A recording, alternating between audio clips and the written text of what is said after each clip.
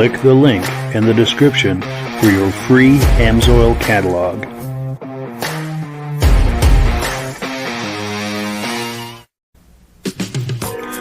Before we get started, I'd like to give a quick shout out to some of our friends. The Eastern Snowmobile Racing Hall of Fame. Search for them on Facebook. Central Minnesota Pond Racing. Search for them on Facebook. The historic Lancaster Motel for the ultimate Eastern trail riding adventure. Crane's Snowmobile Museum at 172 Main Street in Lancaster, New Hampshire. The Vintage Snowmobile Club of America Quarterly Magazine. The New Hampshire Snowmobile Museum at Bear Brook State Park in Allenstown, New Hampshire.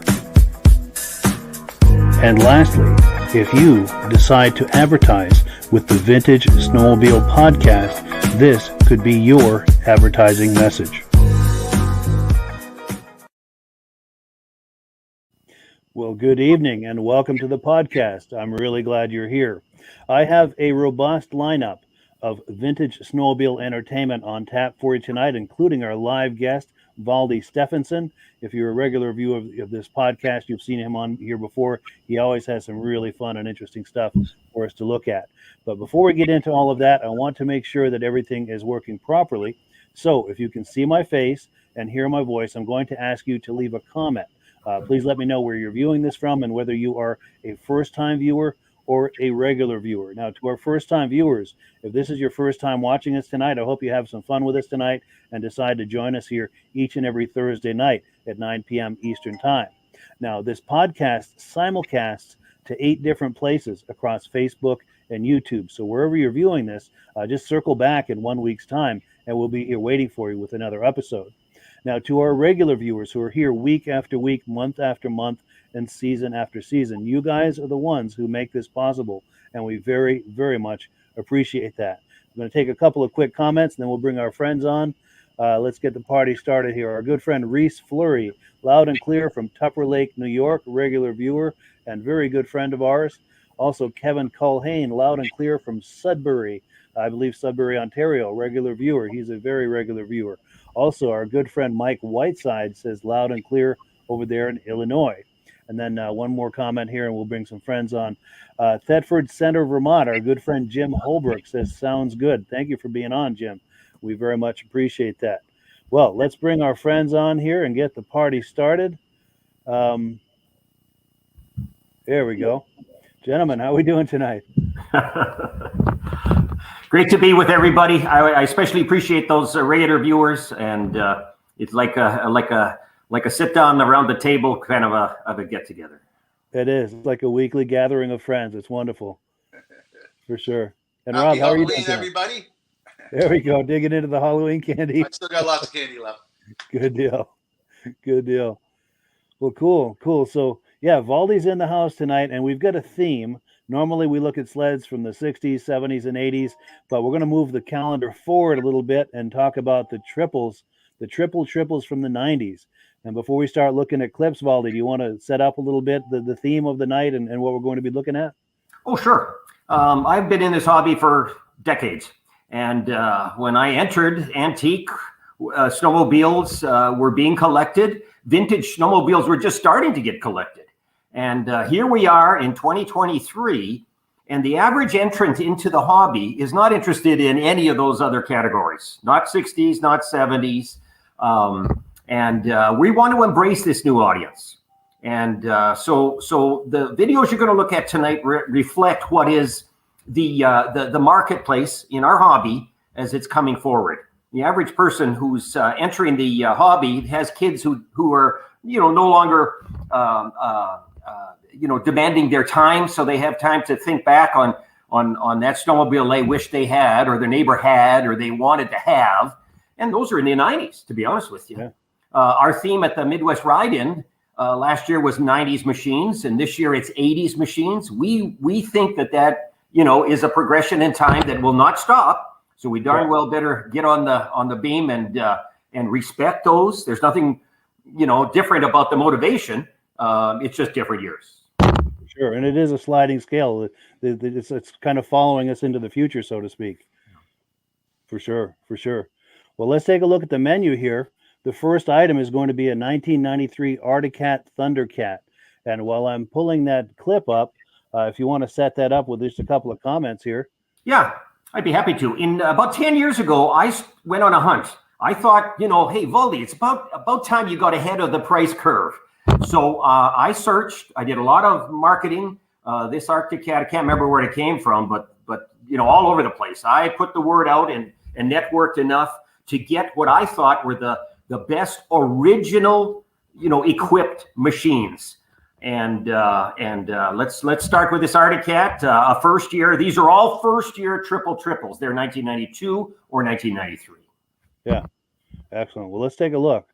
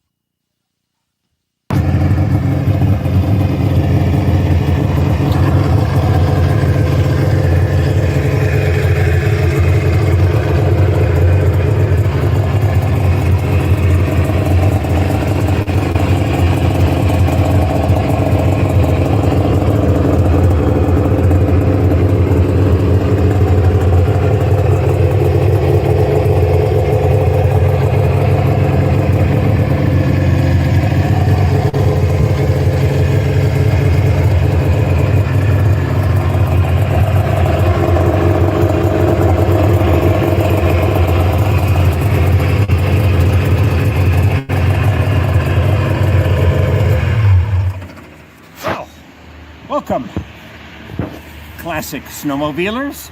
This again is another example of a classic snowmobile rather than vintage or antique. And today I'm wearing an Arctic Cat jacket because we'll be talking about an Arctic Cat.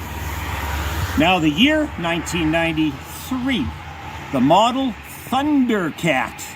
What a great marketing ploy to call this beast a Thundercat. Now this goes back to the days when the horsepower wars were just beginning, okay? Yamaha had come up with a 4-cylinder go-fast in 1992. In 1993, Skidoo, Polaris, and this was the entry for the Arctic Cat. Now, Thundercat was a great name. Quite frankly, they wanted to put an exclamation point on this lake racer genre, this muscle sled, this triple era. The president of Arctic Cat at the time said, look, you either lead, you follow, or get out of our way. So they were confident that this guy was gonna make an impact. It brought their best technology and latest innovations to the proverbial horsepower race. Beautiful machine. Now, as fit the trend, there's tones of orange and a little bit of purple. So this was a departure in terms of the coloration, but it fit the fashion of the day. So let's open the hood here and look at what Arctic Cat did. See the displacement? 1, 2, 3 cylinders, but this is 900 cc's at a time when the others coming to the game either had 750 or 800 cc displacement. So Arctic Cat was going to make a bold statement with this machine. 3 cylinders and 3 pipes here. There are 3 38 millimeter Mikuni carburetors on this thing, and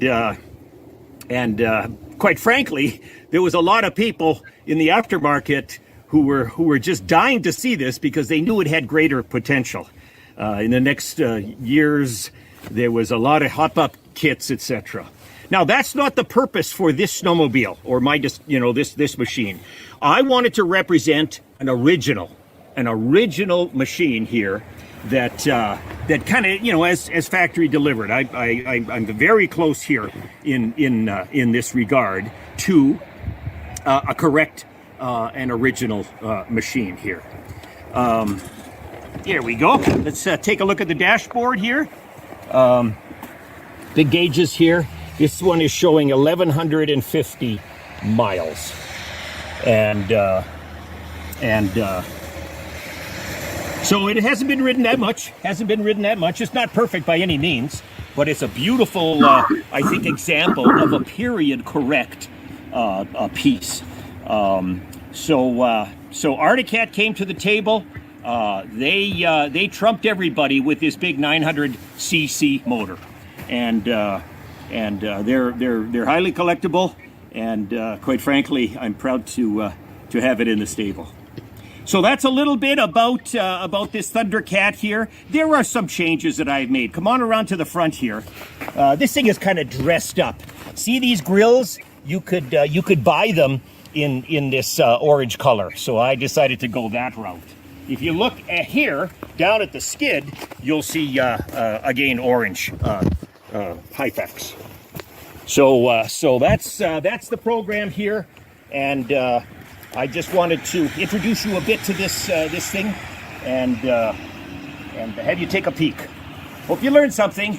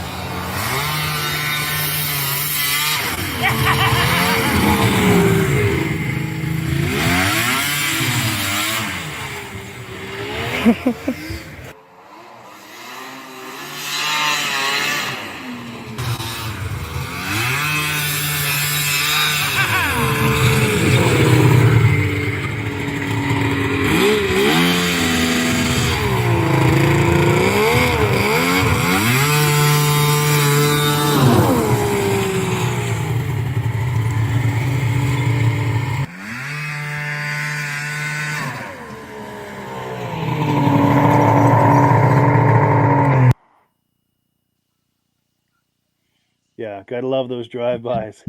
Yeah, thank you so much, Valdi, for that awesome footage. And before we comment on this, it says here, visit my YouTube channel. There are links to Valdi's YouTube channel in the description. If you like what you just saw there, he's got tons more videos on his YouTube channel. There's links in the description. Please check it out. Now, Rob, any reactions to what we've been looking at here? Comments, questions? I like it when people use their machines, when they're not just sitting on a shelf display. But what a fun machine that is, eh? A number of my friends had them, and they were so much fun to drive. Unbelievable amount of torque. Yes, Arctic Cat got to be proud with that machine. Oh, for sure. And also to our viewers, any comments, questions, thoughts, this is the time to post them. And we do have some things coming in. Let's see what we've got here. Where's my place? Okay, here we go. So Marty Lesnick from Missouri says, 4th time viewing. He said he needs some oil, but he can't figure out how to get credit and have some used AMSOIL, and he's used AMSOIL for 10 years. Yeah, Marty, if you send me a private email, we'll help you get set up with AMSOIL. And we're going to be talking about AMSOIL in a minute here. Let me find my email address. I'm going to pop it on the screen. If you're able to write down that email address after the podcast, send me an email, and whatever questions or issues you're having, we'll help you get to the bottom of that and get you fixed up with some AMSOIL. And let me get back into and then also our good friend Josh Leverker, who's going to be on here in the near future from Turin, New York. He's in the house. Our good friend Jim McCrae is saying great. And then our friend Mike Whiteside is saying she definitely was a triple threat. Big vroom. Nice. Very cool. And then also our good friend Reese Fleury says shredding like a kid. Absolutely. It is almost a fountain of youth to be riding these, isn't it? Yeah, that giggle came just just naturally, I'm telling you. Absolutely. Absolutely. Well, cool. Yeah. So I have a cabin up in a lake, and I'm only 7 miles. But after I go about 20 miles through the woods, I get onto a bigger lake that's like 40 miles long, and 90% of the machines back in those days on that lake were all Arctic Cats. It was a big lake, and everybody had a cat. Yeah, stretch its legs out on that lake for sure. Yes. Very nice. Very nice. Performance people, they like that motor. Yes. Now, Valdi, before we switch gears and move on, any final thoughts about this cat before we move on? Or? Well, I'll speak generically. It was not easy for me to find original configurations. You understand that if you bought one of these muscle machines in 1992, 93, you read magazines that said, throw out those exhausts, throw out the muffler, buy our clutch kit. It was very easy to save weight and increase the horsepower. So like I said, it was difficult to find them with the original pipes, to use one example. So if you find one that doesn't have the correct exhaust, don't feel bad. That was just, like I said, it was period correct to change them out. Sure, a lot of those parts just were thrown away. For sure. Well, cool. Let's take a look at the menu here. We're on item number 3. It's time for some announcements. Rob is going to talk to us about AMSOIL, and then once he's finished, I've got a little surprise that we're going to take a look at. But yeah, if you're ready, Rob, I'm going to put you full screen, and we'll get out of your way for a minute. Okay. Mike keeps talking about getting the AMSOIL magazine. It's a catalog, and it has all the products inside, and it has the prices listed, how much the retail is and how much the preferred. And just for instance, the Interceptor, if you get it in a quart-sized bottle, that's what most of the people are running in their newer machines now. It sells for like $13.95 plus tax in the States. As a preferred, you get it for $9. If you get 4 of these jugs in a case, it retails for $205.55. As a preferred, you get it for $145. That's over $50 a case you save. It costs you $10 to become a preferred account. You buy directly from AMSOIL, and every time you buy something from AMSOIL, they always send you a gift. So if you buy 4 of them in a box, you get the best possible discount on the AMSOIL product, and they ship it right to your house free. There's no better way to get the AMSOIL than have it shipped right to your house. For sure. Oh, and then I'll put the graphic up for the promotion they've got going right now. Yeah. If you wanted to talk that up. You buy $75 worth of product. You might as well buy 100 because that way you get the free shipping. They're going to give you 3 rags in the AMSOIL funnel to help pour the stuff in. Because I know on my Arctic Cat, right beside my oil reservoir is my disc brakes. And my daughter likes to overfill it and get it on the disc brakes. And she comes back and says, Dad, there's no brakes on this machine. And I know what she did as soon as I lift the hood. I got to wipe all the oil off the disc brakes. I don't know why Cat did that, put the reservoir right beside the disc brakes. But everything needs to be improved a little. Sure, these things do happen. Yep. And then final thought too, for anyone who, if someone is ready to do an AMSOIL order right now, the best way to do it and take care of that, take advantage of that preferred pricing is click the link in the description. There's a link in there for the preferred customer program. Click on that. It's just a couple of clicks once you're on the website to join the preferred customer program, and then start shopping from there. And because you're a member of the preferred customer program, everything will come up at the deepest level of discount. And once you hit that $100 mark, now you're eligible for free shipping, and you're eligible for the free gift that we were talking about right here. Yeah, and also on there, you can click on there and get this free catalog.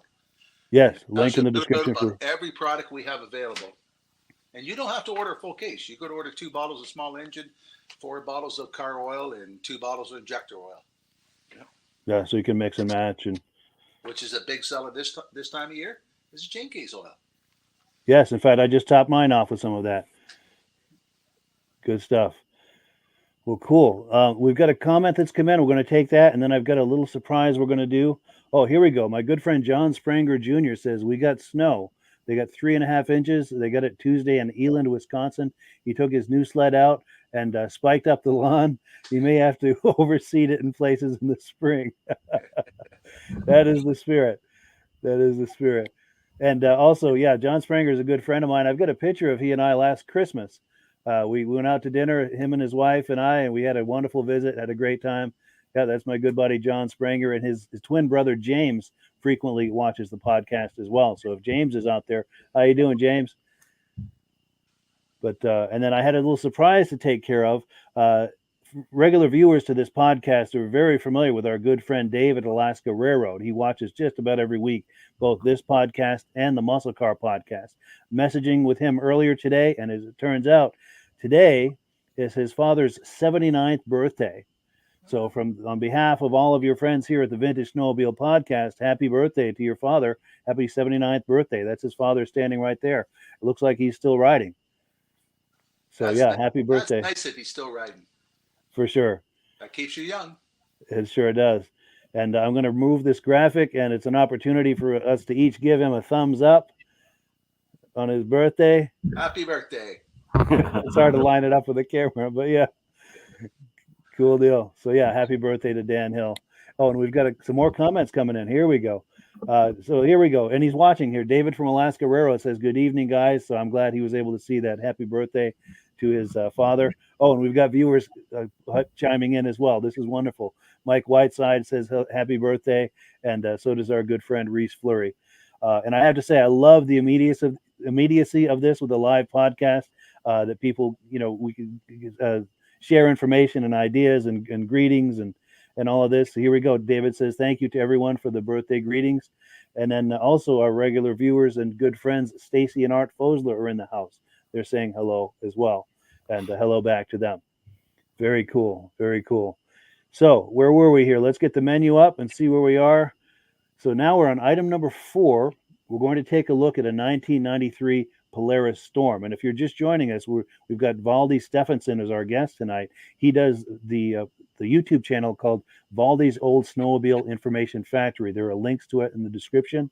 So if you're enjoying these video clips, there's a whole lot more of that in the description. Click those links. It'll take you to his YouTube channel, and there's a lot of really good content there.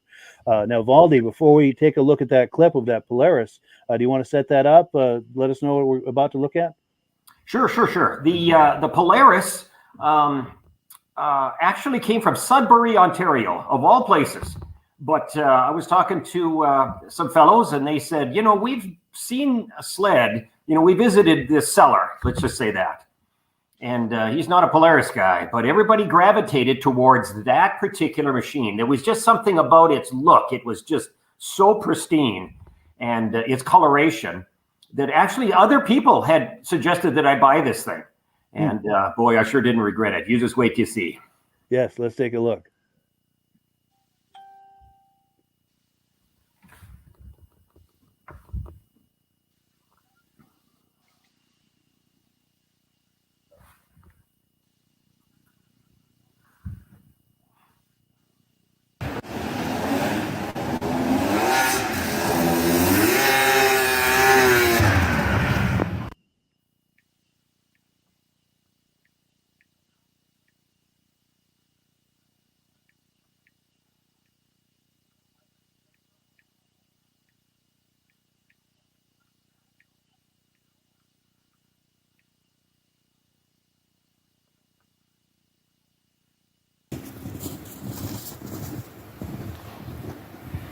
Well, look what I got here today. Welcome, classic snowmobile fans. Now, classic, what do I mean by that? Classic is an era of snowmobile collecting that starts about 1986. It's, it depends who you're talking to, and ends about the millennial year of 2000. It represents more modern machines than vintage or antique, certainly. And I wanted to showcase a classic machine today. I'm wearing my Polaris jacket because we're looking at a Polaris. In fact, this is a 1993 Polaris Storm. 1993. Now, this was an important era in the snowmobile history books because it starts the muscle sled era. Muscle sled era spanned 92. By the end of the decade, they were petering out. By then, Polaris, had gone to different motors, Liberty motor, to use one example, in a case in point. The muscle sled era, I officially think, started in 92. Yamaha came up with a machine called a V-Max 4. 4 cylinders, 4 pipes. And let me tell you, that thing was a screamer. And Polaris, Arctic and Skidoo says, whoop, let's get going. And we got to produce a multi-cylinder, multi-pipe machine. Now, the other 3, including this Polaris Storm, ended up with 3 cylinders and 3 pipes. So these machines were not made for family outings, quite frankly. This kind of class, this muscle class era, was for the go-fast guys. These, a lot of people just call them lake racers. You know, you start at one end of the lake, you pin it, and you try to get to the end of the lake before your buddies did. So this was built for absolute, speed. And I wanted to share that with you here today. Let's open the hood, and I'll show you a little bit about this motor that I'm bragging about. Isn't this beautiful? Now, 1, 2, 3 cylinders. This is a 744cc case reed motor, their first case reed for Polaris. And not only that, but the engineers were told that within this infrastructure here, fitting it under the hood here, we want you to also put in 3 pipes. I think it's a masterpiece. I think it's beautiful. Notice how the pipes first sweep to the left, then they have to swing around, and then ultimately dump into the stock muffler. Now, I emphasize the word stock because when you're looking for a classic class machine, especially in the lake racer genre, it's often difficult to find the original exhaust and can and muffler, because the magazines of the day had a lot of aftermarket companies who were touting their products. Their products was a pipe that had, more horsepower. They were generating more horsepower. And a little tiny muffler, kind of a noisy one back then in that era. And so that you would get more horsepower, torque, and lower weight. So a lot of the machines that you're going to find for sale in this classic class era muscle sled, be careful. See if it's got the original exhaust or an aftermarket attempt. So I think I've got a beautiful example here. The person that owned this machine was meticulous. He was fastidious when it came to caring for this thing. When I saw pictures of this from a guy from Ontario who sent it to me, I says, I'll buy that. I'm just proud of that decision, because this thing is about as clean as they get. And so let's close the hood here. Another point. This thing isn't exactly brand new. Look at this, 2,250 miles on the odometer. So this thing has been, certainly ridden quite a bit, but still, it looks brand new. If you take a look at the condition of this thing. Now, excuse me. When it comes to collecting these snowmobiles in the classic era, there's a category called Survivor. A Survivor machine has had no alterations. I cannot say that this is a Survivor. I could see 2 things that were different than what was factory equipped. Number 1, the blue ski skins. These, when ski skins became very popular, less drag, easier to take off. The skis don't stick to the ground. So the blue ski skins are one case in point where it's different. The other is a lot of picks in the track. There's a lot of studs in the track. Now, why would a muscle sled need studs? For some get up and go. And so here you can see it back here. When I say a pick, I mean a stud like this that extended beyond the nub of a thing. So if you were on a hard surface, you got some get up and go. And not only that, I like studs because you slow down. When you brake, of course, at a corner or some kind of panic situation, it slows down. So sleds of the era, especially performance sleds, were all studded up. So, like I said, I just wanted to introduce you to this little beauty and speak to the genre of lake racers and show you this lovely example. Now, notice the color. A lot of people today say, "You're kidding. Pink on a snowmobile? What are they thinking of? Look, the piping is pink. The seed, logo is pink. Everything's pink here." And the truth is that, it's fashion. I guess pink was in the early 1990s. So this thing came along with some period tones, and certainly color is one of them. All right, I hope you've learned a little bit here in terms of the Polaris Storm. Thanks for watching.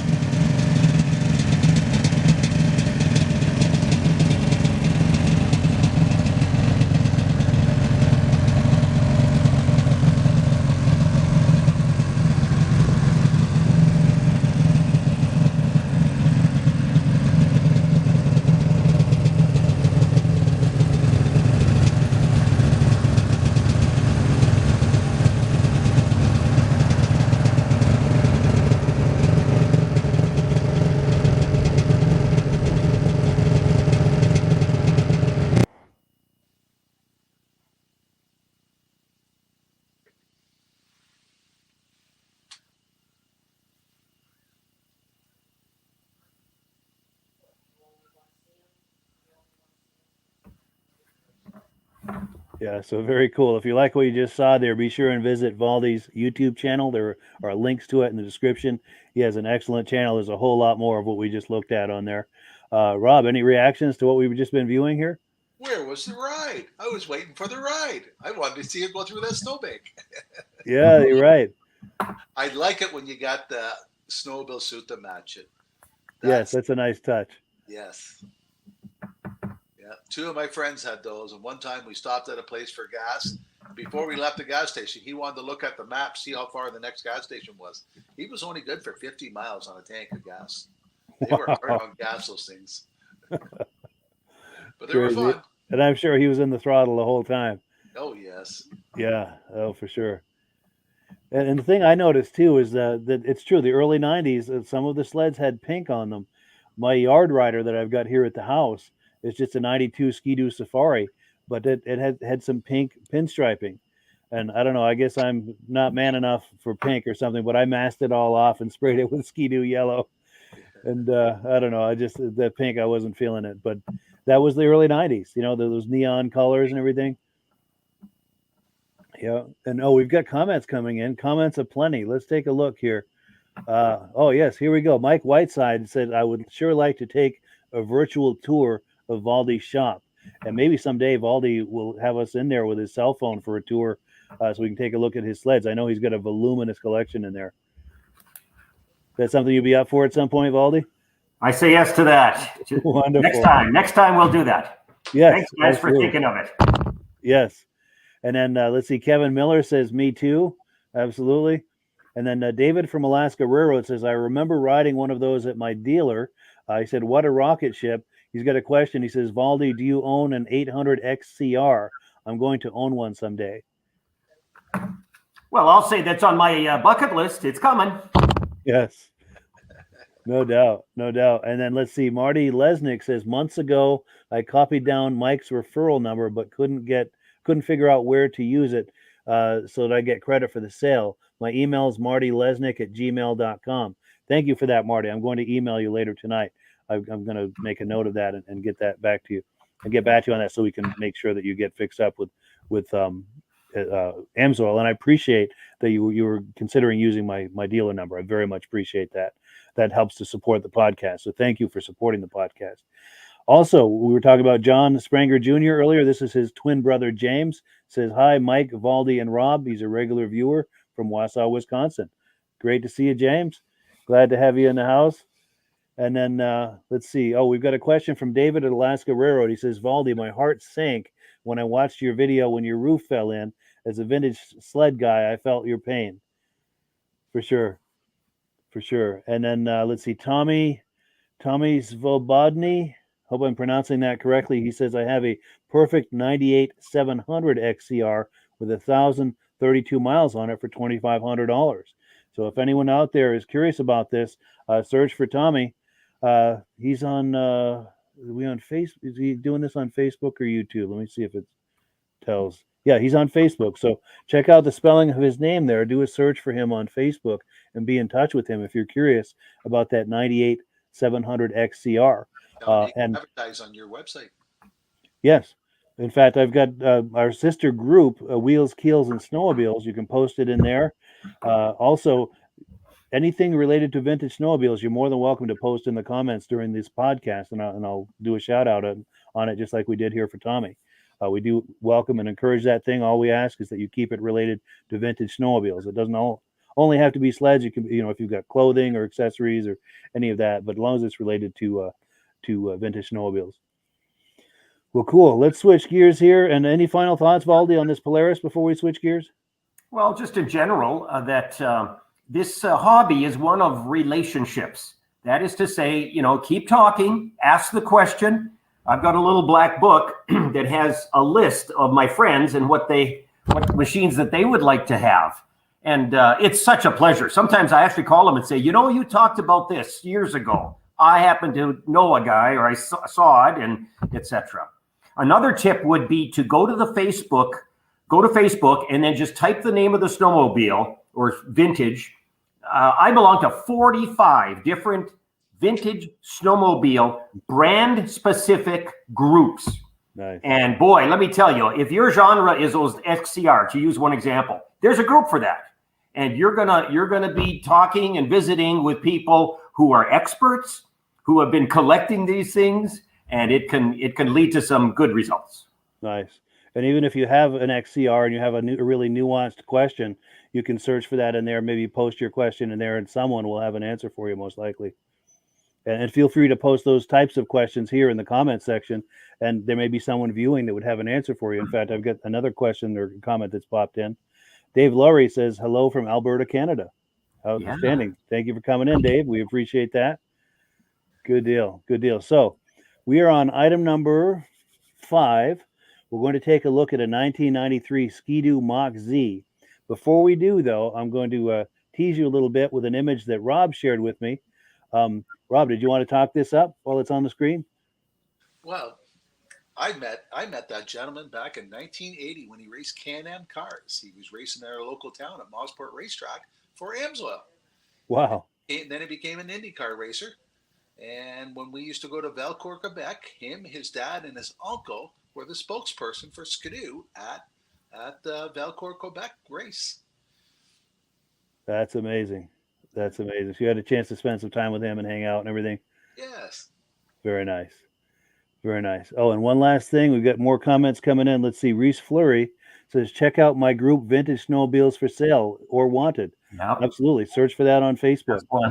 Tell Reese, I'm going to be February 8th, 9th, 10th at Valcourt, Quebec.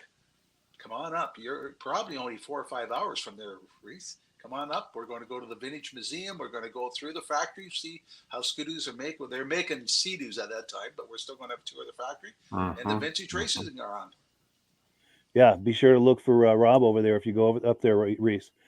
Oh, and then I like this name, Jack Hammer. I don't know if that's a real name, but that's a clever name for sure. It says, can't beat those older muscle sleds for sound and looks. The best days in the snowmobiling world, in his opinion. Absolutely. Those were good days for sure. All right. So without further ado, let's let me get where I need to be here. We're going to take a look at that Ski-Doo. Here it is. Stand back, everyone.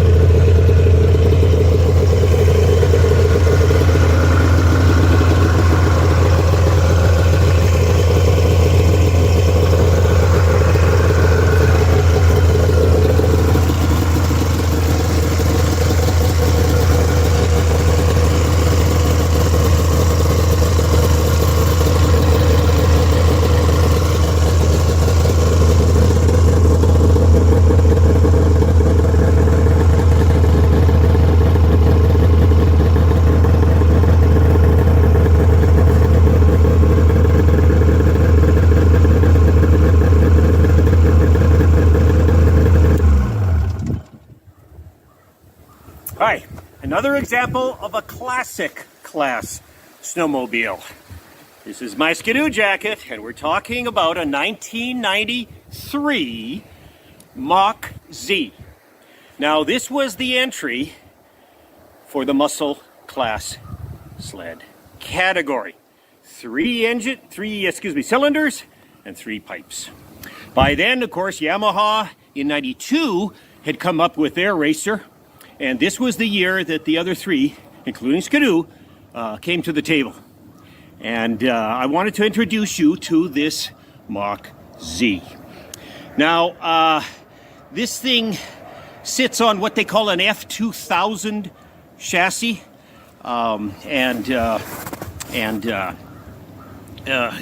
really has beefier springs, of course, because there's a bigger motor in here. But it has a trailing arm front suspension. It's called DSA. I think that stands for direct shock action. How's that for a flowery word? Anyway, this machine was long awaited. Remember, others were coming to the table, and the Skidoo faithful, boy, they wanted to get into this game too and represent their brand. And as a result, these were a spring order only. You didn't find this at the dealer showroom that year. They built 600 total, and they were sold through a kind of a snow check, a spring snow check affair. And so let's take a look at the internals. I'm going to open up this hood, and we can take a peek at what we're looking at here. Again, 1, 2, 3 cylinders and 3 pipes. This is all, stock, if you will, configuration. And that's the case. The engine itself, 744 cc's. It is case reed injected, and it is the first example of a Skidoo with these rave valves, a variable exhaust. I think Skidoo might very well have been the very first to come to the table with that. Conspicuously, no rotary valve. The Skidoo Corporation had sort of weaned itself away from the rotary valve that served them just so very well in the 80s, to use an example. So this was their new entry. It had a lot of innovation, that type of thing, and a first-year effort. Again, 600 were built in 1993. I have gone to shows and talked to people about this particular model, and they say, hey, there's something unusual about this. Not unusual, but the hood itself is fiberglass. This is fiberglass. The following year and the subsequent years, of course, they went to plastic. So that'll distinguish. If you're in the market for one of these and you're looking and saying, what year is it? Again, look at that hood. Is it fiberglass or is it plastic? Fiberglass 93 and plastic thereafter. And so I'm very proud to have this. Another feature about this sled that I noticed was that the skis, although they're steel, have plastic rudders. That is to say, this part here is plastic. Okay, now this part here is steel, and so they were seeing, to use an example for the Yamaha, how plastic ski bottoms, made a difference. So they followed suit with kind of a hybrid. That's not a ski skin that's an add-on. It quite frankly is assembled at the factory. This one, of course, is studded up like so many of the other lake racers, muscle sleds of the era. I especially like the instrumentation. Come on over and we'll take a peek at this. The gauge setup looks very nice, and I just like that. And it's kind of tucked away there. There might be a little snow buildup, excuse me, but that's a handsome looking dashboard.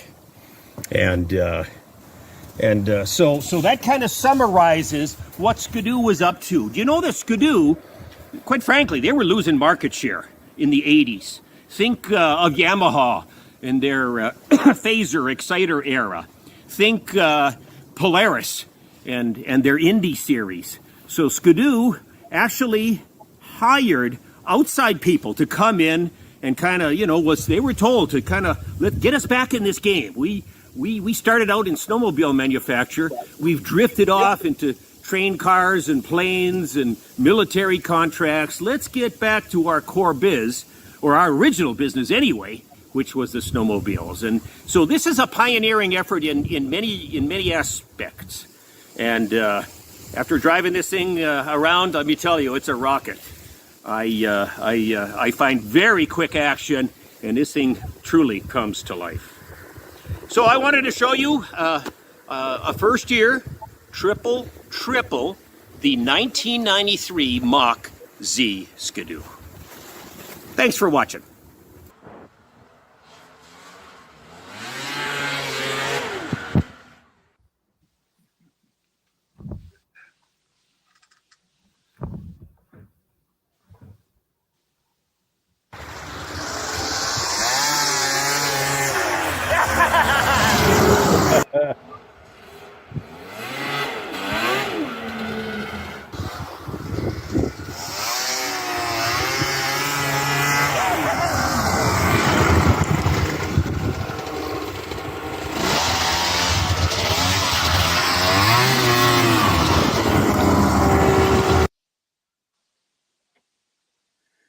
Yeah, so thank you so much to Valdi for this footage. If you like what you're viewing, he has a YouTube channel. There are links to it in the description. If you like what you just saw, there's plenty more at that YouTube channel. And we actually lost Valdi. Hopefully he'll reconnect here in just a moment. But while we're waiting for that, Rob, any reactions to that Mach Z? Oh, they're great machines. One time I was in Northern Ontario with 4 other guys, and we're going from a place called Smooth Rock to Kapuskasing. Kapuskasing is as far as you can go by roads. So we're going by snowmobile up there to have breakfast, and a guy with one of these Machs passed me with a caboose on behind. Now, my 2 friends, I'm driving a 670 Skidoo, and my 3 friends were all driving 600s. So I know they weren't coming up behind me. The trails are 12 feet wide up there. They're bank corners, and I'm doing close to 100 miles an hour, just cruising down the trail, really relaxed. And this guy scared me with the pipes going by me, eh? So 40 minutes later, we drove up. The McDonald's there has snow for the drive-through. So we're driving through the McDonald's with our snowmobile, and I seen the guy parked there. So we went and parked beside him, talked to him. I said, "Man, you scared me when you went by." He said, "Well, the highways have potholes. The snowmobile trails are groomed every night. It's smoother to take the kids to school on the snowmobile trails." And his caboose was all heated with radio in the back for the kids and everything. But, whoa, fast machine. And when it came beside me, the noise of that thing scared me when it went by. That's a great story. That's an excellent story, especially 100 mile an hour with the caboose in the back. That's something else. The trails are so smooth up there and so good. It gets boring. You're at that speed for hours at a time. You can really hold that speed. Oh yeah, and the corners are all banked and everything. They're 12 feet wide, the trails. That's amazing. Yeah, Valdi, I know you were having some trouble there for a minute with your connectivity, but yeah, Rob was just telling us about he was going very fast down a trail and someone passed him with one of these triples, and they had a caboose towed behind it. That's a heck of a story. The pipe scared me when it went by me because they were so loud the thing was. I was driving a 670 Skidoo. It was pretty good at that time for performance, but not compared to those things. Yeah, for sure. And then you caught it, and then to fill Valdi in on the rest of the story, you caught up with him a little later in the McDonald's. The McDonald's had snow on the drive-through. So we went through the drive-through and we pulled over, and there he was sitting there parked. So we went and chatted with him. He says, "The highway has potholes." He says, "The snowmobile trail's groomed every night. It's smoother taking the kids to school by snowmobile trail than it is by car." That's amazing. Good old days. Yes. Yeah, for sure. So here we go. We've got a comment coming in. UK to many. It says the rarest Mach Z is the last year, the 2003. Only 234 of them were built. Is that the year they had 1,000 cc's? Does anyone know? Because I know in the early 2000s, just for a year or two, they had a 1,000 cc Mach Z, and I don't remember which year exactly, but yeah, that's good information. I thank you for sharing that. Yeah. Well, cool. So let me get myself situated here. We've got one more clip to look at. And while I'm pulling that up, Valdi, any final thoughts about the Ski-Doo, the Mach? Yeah, I will say that it was the hardest to collect. Again, to find one with the original pipe and can was not easy. And as it turned out, that particular one was a grass dragger from Michigan. It said Michigan Grass Drag Association in the stock class, and he had to keep those original pipes. That was the last to be sourced, and for that reason alone. Did you have a new suit on that time? You didn't mention that. Yeah. Did you? Hey, listen, one other thing. I wanted to do a shout out to that Dave Lowry. He's from Alberta, and I'm going to suggest that I might have met him. There's a show in Alberta in late November in Vermilion, Alberta. And last year I was there, visited with just a ton of great Canadian sled heads. So, Dave, if I visited with you last year and forgot your name, I apologize. Otherwise, I will not make it this year. You say hello to all those Canucks for me. There we go. Nice. Oh, and a final thought as far as that Mach Z that they were commenting on a minute ago, that 2003 was an 800 cc. So it might have been the year 2000. I don't know, but for a couple of years there, they did have they had a 1000 cc. They did. But and I think it was black. Mm-hmm. But next, we're going to take a look at a VMAX, a 1992 VMAX 4-cylinder. Any quick comment on this, Valdi, before we take a look? It was a very successful YouTube. I'm managing this channel, and the number of hits on this particular video eclipsed all the other three combined. To be honest with you, so I don't know what attracted this audience, but it was shared an awful lot. It's a beautiful machine, and it was fun to drive.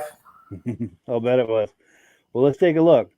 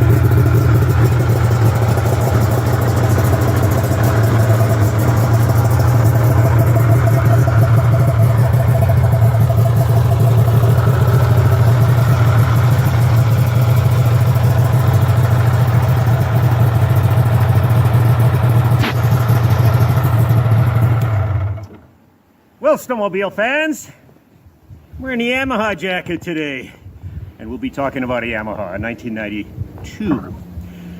Now, this would be classified as a classic snowmobile. Classic snowmobiles are more modern. They are newer than the vintage era.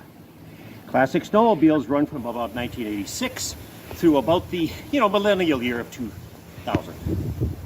And I'm so proud to have this thing because it is credited at starting an era.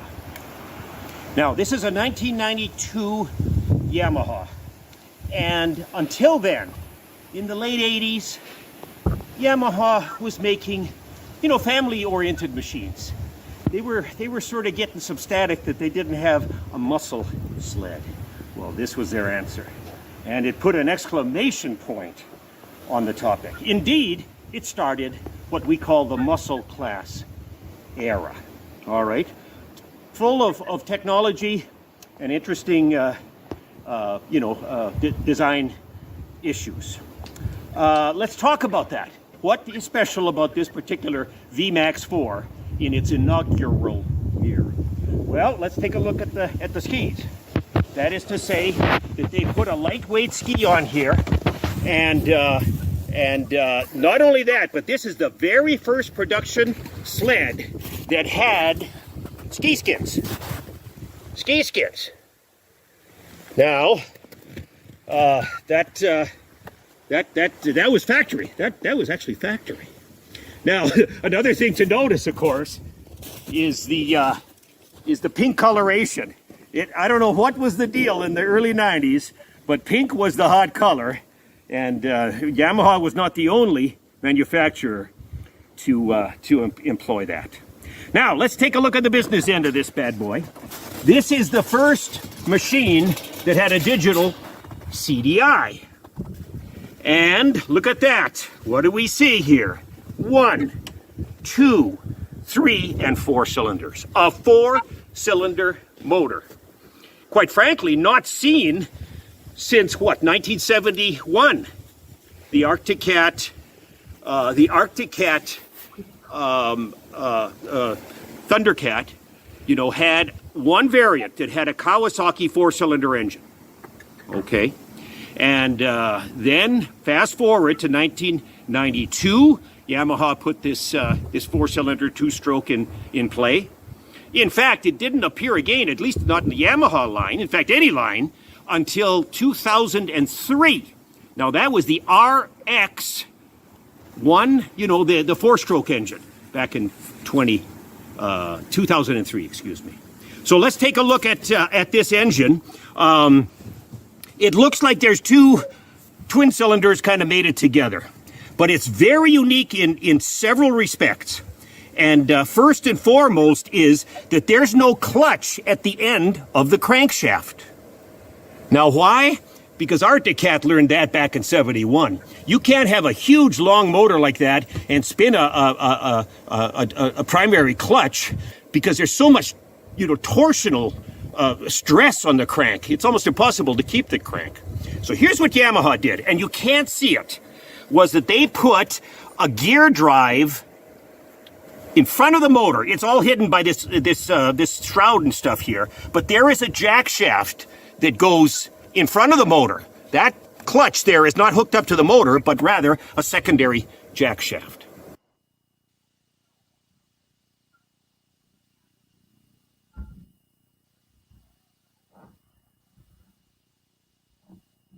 In fact, that gearbox is reduced. The speed is reduced 95%. In other words, the motor is running faster than the crankshaft is running faster than that jack shaft. All right, and that allowed them to make this go-fast motor here that delivered the goods here. This thing dynoed out at about 134 horsepower. This is a 743 cc, I believe. It's a 750 class machine. So it's a great performer. Now, let's take a look at the front end here. Now, this is not the stock pipe. This says PSI. When I purchased this machine, it had this aftermarket setup with 2 pipes and an aftermarket can. Fortunately, the fellow kept the original pipes, so I guess I got them in a box if I ever want to go back to stock. The other innovation on this motor is its use of Mikuni TM carburetors on a rack. Now look at me, I'm going to press this throttle. Look at this. And look at the effect here. In other words, see that shaft that's moving back and forth? That's all you're moving. Instead of pulling in the old days all these cables to an individual carburetor, this goes to what they call a rack setup. And it's lovely efficient, and it's a very, very light pull. This set the tone for the other manufacturers going forward. So rack, slide, carburetors. So all of this technology came out in one swoop here, and I just had to have that first year. Now let's take a look at this machine in other respects. Is this a survivor? Is this correct? Well, no. I've already told you the pipes were changed out. There's studs on the track. The previous owner also ceramic coated the skis. Look at how shiny they are.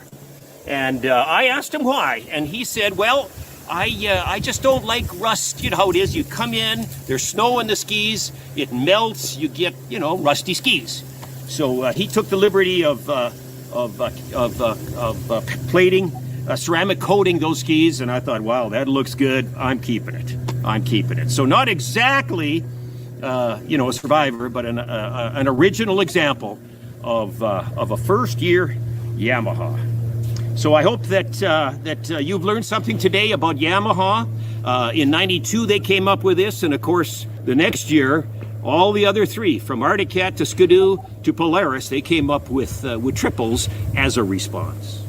And this thing was focused as a trail sled. You know what I mean? You'd think that this would be a lake racer, but the truth is, I've talked to many people at shows and events that say, this was a decent trail sled, rocket fast, but it was a dual purpose machine, not just for that drag strip, fanatic. So thanks for looking at this video. I want to thank you, and we'll see you next time.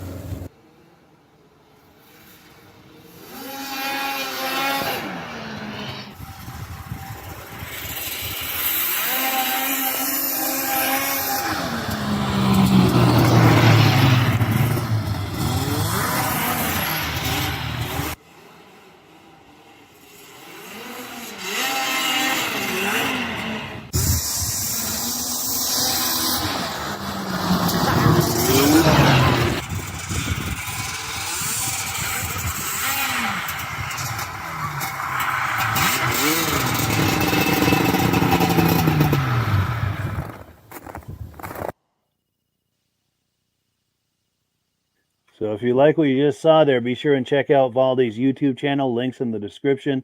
If you like I said, if you like what you saw there, there's a whole bunch more waiting for you on his channel. Rob, reactions to what we just saw? I like the way he likes to drive it. Yes. It's not just sitting in a garage, so up on a rock. He's out there using it. And for December, that's a lot of snow you guys got. Yeah, for sure. For sure. They were one of my favorite customers, because anytime somebody went away with one of those machines, they would want to buy 5 gallons of oil to take with them. Oh, I bet. Yes. They were hard on oil. Yeah. And there's some serious innovations with that too, the way they're getting the power to the clutch and that slide rack for the carburetors. Yes. My 670 Skidoo is so hard on my wrist trying to hold the throttle all the time because there's so much tension on my 2 McCarbs. Yeah. That was a nice system they put on that thing. Yeah, and like you said, a real light throttle pull on that. Yeah. And we do have comments coming in. Let's take a look here. Oh, here we go. We've got an answer on that 1000cc twin-cylinder Mach Z. That was in 2004. Yes, thank you for that. I appreciate that. Also, Mike Whiteside is talking about the TSS telescoping struts. We're very much ahead of their times, absolutely. And then, I didn't pop that on the screen, though. Sorry about that. I'm reading it on my interface, but not popping it on the screen. I was ahead on a lot of things. First one's of oil injection. Yeah. When everybody said it wouldn't work, they came out and made it work. Yeah, good point. And then Kevin Colhane says, great show. Love those triples. Cool deal. Well, yeah, we've come to that time of the podcast where it's time to wind it down. But Valdi, any final thoughts either on the VMAX or any of the other sleds we've talked about? Or? Oh, shoot, I'm down again. Yeah, it's locked up, but we can hear you, though. Okay, well, listen, I'll tell the story. You can see that I just rip around the yard as fast as I can. I tell my grandkids, keep filming. One day I'm going to hit a tree, and that's going to be the best video that will get the most hits. Yes, YouTube sensational. That VMAX came out of the Chicago area, and they have special gas there. They were all gummed up. It was a real chore to get those 4 carburetors cleaned up. It sat in one of those ultrasonic cleaners for 3 days. So watch yourself. That fuel around Chicago area is bad on the carburetors.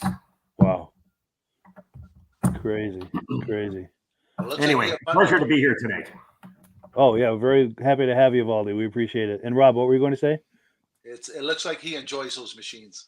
Yes, it's true. It's nice to see those drive-bys, nice to see them being used and enjoyed. And absolutely. I was mentioned earlier, do you usually have that much snow in December? Last year was a good snow year. Nice. Oh, and we've got another comment that's come in. Our friend David at Alaska Railroad says, good show. Thank you for that. Appreciate you being here and being in the comments with some engagement. Oh, here we go. Some more stuff coming in. Mike Whiteside saying, awesome show tonight, guys. Very much appreciate that. And cool deal. So, yes, it is time to wind things down. And as always, we give the last word to AMSOIL. Any final? We'll just go around real quick with quick final thoughts. A quick final thought, Rob, before we close? Great collection, and I enjoy people that like enjoying their machines. Yeah. Yes, for sure. And Valdi, final thought? Oh, happy to be here. I'll continue with these YouTube videos, and we'll see you soon. Yes, I love having you on here. So we'd like to have you on here at least 1 or 2 or 3 more times before the season wraps up. Oh, and yeah, another comment coming in. Let's take a look. Our good friend Reese Fleury says, "Great show, guys. Thank you, and thank you for viewing. We very much appreciate that." And yeah, it's time to wrap it up. Last word goes to Amsoil. Thank you, everyone, for Valdi and to Rob and for the viewers. Thank you so much. You guys make this a wonderful experience, especially with all of the engagement and interaction. We love it. Have a good night. Have a good one, everybody. Bye-bye. Wrong thing. There we go. Here's Amsoil. It's all on the wrist. Hello, everyone. This is Rob and Mike. How you doing today, Rob? I'm doing good. Mike, yourself? Very well. Thank you so much for coming on. I appreciate it. Now, today, we're going to be talking about Amsoil. And in a few moments, we're going to show you how you can get the deepest discounts, free shipping, and free gifts when you order your Amsoil products through us. But first, I'm going to ask Rob to give you a quick description of what Amsoil is and why you should consider using Amsoil products in your motorized vehicles. Thanks, Mike. Amsoil is 100% synthetic oil. Everybody uses Amsoil for a different reason. Some people like the benefits that Amsoil is warranted for 25,000 miles or 1 year. The reason we can do that is because Amsoil doesn't oxidize. It doesn't form the usual carbons, gums, sludges like petroleum oils do. That's why we can keep it in the engines longer. Petroleum oils never do wear out. They oxidize themselves. That's why they have to be changed at 3,000 kilometers. And Amsoil likes the benefit that you only have to change the oil once a year. That saves some money. Some of the people like the benefit of Amsoil is it's a slipperier type lube. By having a slipperier type lube, it cuts down friction and drag. By less friction and drag, engines run 20 to 50 degrees cooler, better gas mileage. Now, Amsoil says 25% more protection than the industry requires is in the Amsoil bottles. My average customer gets about 10% increase in gas mileage. That's a big savings. Yeah. And by cutting down friction and drag, for every 10 degrees you cut down the friction and drag, doubles the life of the engine. So by having the engine run cooler, it makes it last longer. Some people like the benefit of the range of the Amsoil. Amsoil's flash point is 425 degrees, and it pours at 50 below zero. Wow. If you ever tried petroleum oil when it's 10 below, it turns to honey. And in the summertime, petroleum oil thins out, and once it thins out, that's when it starts breaking down. So Amsoil's an all-season oil, can give you better gas mileage, longer engine life, less maintenance. It ends up being cheaper over a year's time running Amsoil than it is petroleum oils. That's amazing. That's amazing. And Amsoil is available for pretty much any motorized vehicle, anything from lawn equipment, cars, trucks, boats, ATVs, motorcycles, snowmobiles. Yep. And a lot of people phone me up and say, well, what's the benefit of our gear lube? Exactly what I told you about the engine oil. It pours in cold weather, it runs cooler, makes the equipment last longer. And they say, well, what's the benefit of the small engine? Same thing. Makes the engine run cooler, last longer, better performance. So it saves on all the applications that Amsoil has available. Wonderful, wonderful. So yeah, let's talk now. Hopefully this has convinced people to think about maybe joining us in the Amsoil experience. Let's talk about some of the discounts and free shipping and how that all happens. I'm going to pop a graphic on the screen. And yeah, by all means, if you want to talk people through how this preferred customer program works. Amsoil has a number of different programs. One of our main ones is a catalog customer, where somebody can order directly out of our catalog. If they order out of the catalog, they order $100 worth, Amsoil will ship it right to their house. But our best program is our preferred customer. For only $10 for 6 months, you become a preferred customer, you save 25% on all the product. You order $100 worth, they're going to give you free shipping. You don't have to order a whole case. You can mix and match. Say you want 4 bottles of small engine, 7 bottles of 5W30, and a couple of gear loops. You can mix and match. You can order 1 bottle at a time if you want. There's no minimums, no maximums. By being a preferred customer, you save over 25% on all the products you're going to buy. Amsoil sends you extra gifts, a $5 gift certificate on your birthday, $5 when you renew your account, and stuff like that. So it's a good way to save on some of the products you want to buy. For sure. Yeah, it's an incredible value. And this is the deepest level of discount that anyone can get when ordering Amsoil. Is that correct? It is. Wonderful. So let's take people through the step-by-step experience of placing an Amsoil order. Then that would include signing up for the preferred customer preferred customer program, so they can receive those deepest levels of discount. So let's go to the website. This is what the website's going to look like. These are some screenshots. Once you go to amsoil.com, there's a link in the description, or you can just type that into a browser, amsoil.com. This is the page you land on. At the upper corner of the page there, you see how I've circled in red. That is the link to click, the Join Now link. That will take you to the Preferred Customer Program page, where you can take advantage of all of these discounts and free shipping and everything that we've just been talking about. This is what that page looks like. In the lower right, you're going to click Join Now. This will pop up. You select the duration you'd like, whether it's 6 months or 12 months, and click Add to Cart. Now, once this pop-up goes away, you'll be back on the main page. And the upper left, you'll see where I've got that red arrow. It says Shop. Now you can start shopping for products, and on your very first order, you're going to get these discounts and the free shipping as long as it's over $100. You'll get all of these benefits right away. So once you click Shop, it's going to take you to the product page. There's different types of oils, lubricants, so on and so forth. For the benefit of this exercise we're doing now, I'm just going to click motor oil. It shows different types of motor oil. Let's click gasoline. Now this takes us to an item. It's their synthetic motor oil. And you can see the item there, and there's choices for different viscosities. But take a look at the price. Let's take a closer look. Let's zoom in.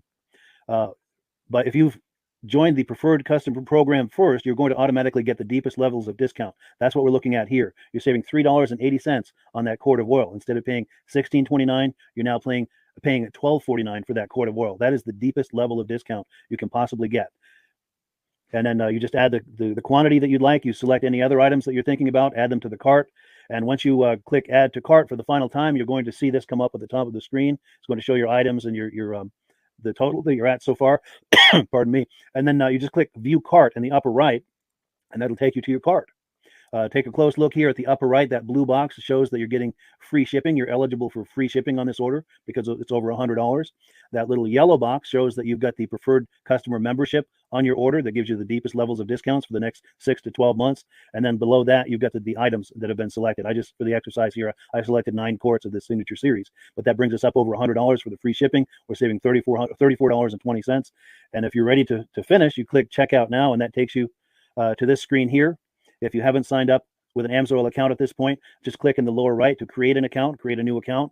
It's going to ask you for some basic information, name and those types of things. Now let's take a closer look. You'll see this gray shaded box. This is a very important box. This is going to ask you if someone has referred you to AMSOIL.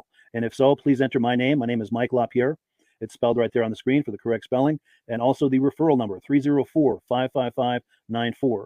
That's how you make sure that Rob and I get credit for this. Now, in the interest of full disclosure, I have signed up for AMSOIL under Rob. So when you order using this referral number, Rob and I both benefit. So if you enjoy these podcasts that we're doing, this is a wonderful way to support the podcast, because when you order using this referral number, Rob and I both benefit. And the commissions I make go directly toward offsetting the cost of doing these podcasts. So I thank you in advance for that, for using my referral number. I very much appreciate it. And once you've done that, you just go into the next screen to enter your payment information, and you're done. Now, once you've placed your order that's over $100, and that order includes your AMSOIL Preferred Customer Program, you are now eligible to get a free DVD from myself. Now, this is going to be either a muscle car DVD or a vintage snowmobile DVD. Use the email address on the screen, wkspodcasts@gmail.com. Send me an email. Let me know which DVD you would like me to send you, the muscle car or the vintage snowmobile DVD, and I'll get that right out to you. As you're typing in that email, in the subject line, be sure and type in capital letters, free DVD requests, so it stands out as I'm checking my email, and we'll get that right out to you. So I guess the last thing, Rob, that we wanted to talk about is if someone is considering AMSOIL as a business opportunity.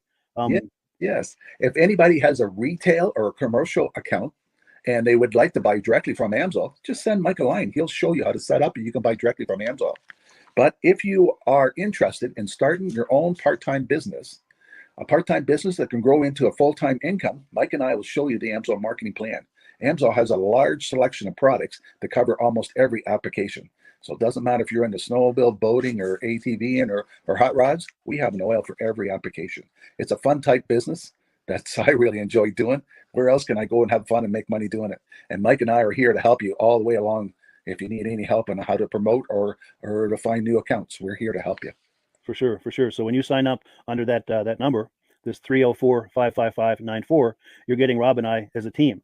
Now, Rob has been doing AMSOIL for 40 years. Can you believe that? 40 years. So he knows every aspect of this business, and he knows all of the ins and outs of the products. So he'll be able to help you with any kind of product questions or any kind of questions to show you the different business models that you can do with AMSOIL. And then the other thing that you get when you sign up under me is I've got a strong background in social media. So if you need some coaching on how to generate AMSOIL leads using Facebook and YouTube, I'm happy to coach you with that when you sign up under Rob and I. You get both of us as a team to help you, to coach you, to support you, whatever you need to get you off and running with this business and having fun with it. Like Rob said, it's an enormous amount of fun. If you're like Rob and I and you enjoy going to any kind of boat shows, car shows, motorcycle shows, snowmobile shows, anything with a motor, you like going to those shows, those events, those races, this is a great way to turn that into a income opportunity for you. Yes. And just by wearing my AMSOIL hat at one of these events, people come up and ask me about AMSOIL. Wonderful. People don't know where to buy it, and I'm there to help them, show them where they can buy the product. Perfect. Well, cool. Well, this is great. Any final thoughts, Rob, before we wrap it up? AMSOIL is a fun business. AMSOIL's been around since 1968. It was the first synthetic oil to be AI approved. Wow. Yeah. That's amazing. And that's very early in the game too, isn't it? Yes. For sure. Well, good. Well, thank you so much, everyone, for viewing. Hopefully, we've gotten you excited as we are about the AMSOIL products. We'd love it if you could join us either as someone who uses the AMSOIL products or to join the AMSOIL team as a business opportunity. And we thank you so much for viewing. Have a great day. You have a good day.